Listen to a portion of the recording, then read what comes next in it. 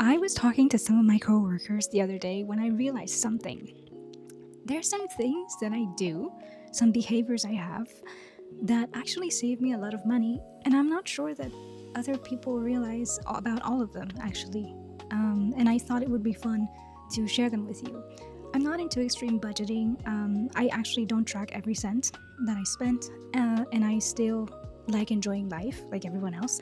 But I just think it's funny that I have a few habits that probably save me hundreds every month. Let's talk about it. So, the first habit I notice I have is that I don't really follow sales anymore. Like when they happen, I really do not.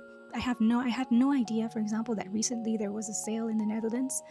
But the thing is that unless I have something very specific I want to buy, I just don't really care about whether there's sales or not. Basically, I also think that the mindset with regards to sale is that people are saving money when they are buying during the sale, except that in actuality, they're buying things they don't really need. To be frank with you, I think a discount only saves you money if you are already going to buy the thing that is on sale. So, for example, I'm going to be looking for some running shoes soon. I'm going to buy the ones that are on sale. The other thing I noticed I do, you know what it is? A while back, there was the whole 10-step skincare trend. I think I tried it when I was around 25. I realized that I don't need a 10-step skincare routine. The main reason for it is because I cannot keep up with using these products consistently. So I've actually reduced it to 4. That's about it for me. It's very, very simple. Cleanser, moisturizer, sunscreen, retinol. And that is literally it. I do not try the newest product because either way it's going to stay in a drawer somewhere, forgotten, unused. And to be frank with you, I've also noticed that it's a lot of money spending at the end of the day. So that's something I do, actually. I keep my skincare extremely simple. The third thing I realize I do is that because I'm doing a lot of sports, I said earlier that one of my goals, and in another one of my video, which feel free to check it out, this year is that I want to get back to running long distances. In particular, I want to do a 16K in September.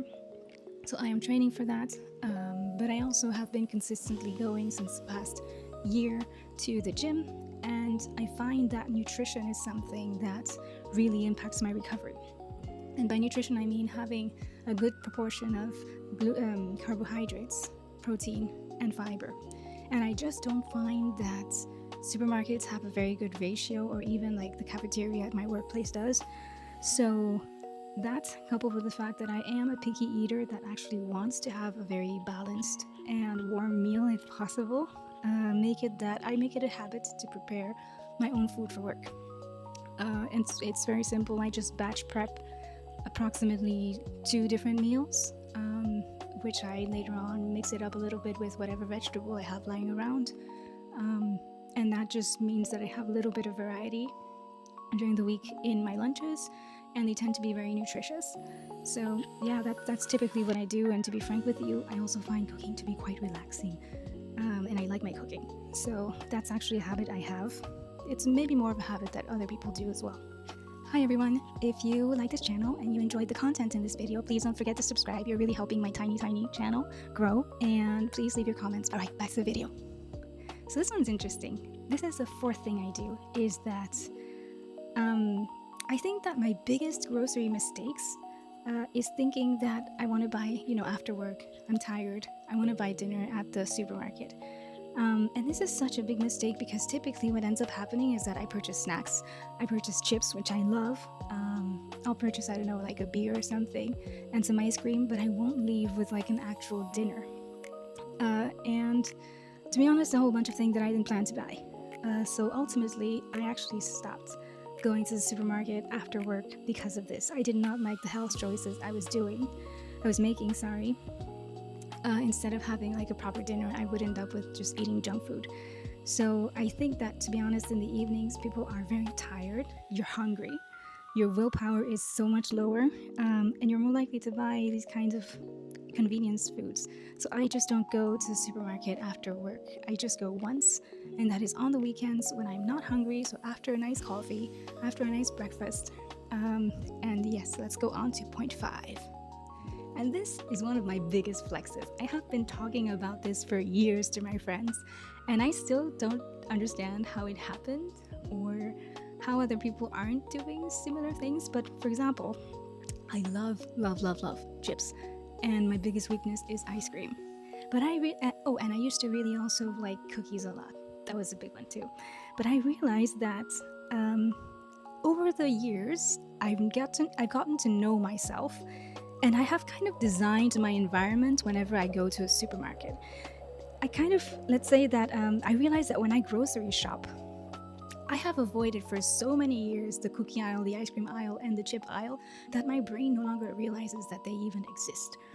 I feel like, I don't know, this is really one of those things that is a bit insane, but I basically avoid these aisles in the supermarket, and I used to do it so that I wouldn't lose control. Now I just do it without even thinking. It's just not something that I care about whenever I grocery shop. And to be frank with you, it allows me to have more control over my food choices.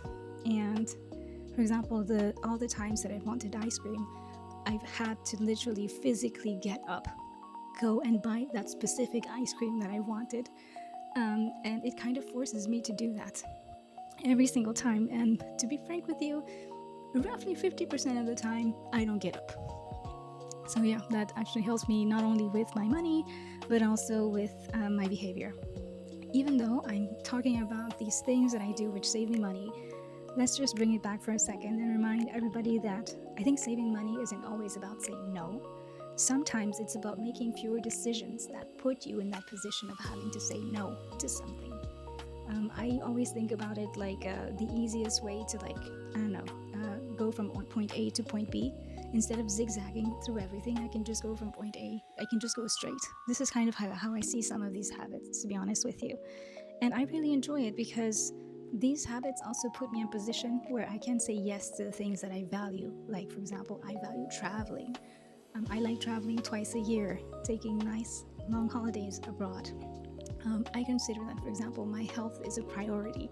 There is no number that I would not pay to be in good health. So that in 90 years, well, not 90 years, but when I'm 90 years old, I want to be able to move, I want to be able to jump, I want to be able to climb some stairs, not need a wheelchair or anything. And I'm fine with paying the price it takes to pay for it. So saving is good, but I want to save so that I can do the other things that I'll later want to do in life or that I truly value. So with that, thank you so much for watching this video. I hope I see you in the next one, and I hope you enjoyed. Cheers!